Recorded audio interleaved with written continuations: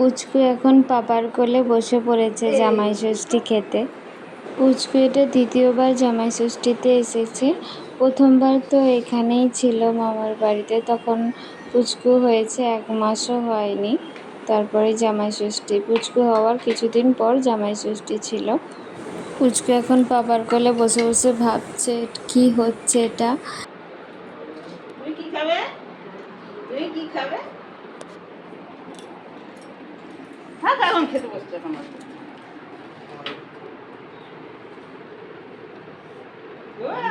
কলা রেখেছি, একটু মুখে দাও তবে। আর কি খাবে? আম না মিষ্টি? এমনি তো মুড়ি আনছি জানিস।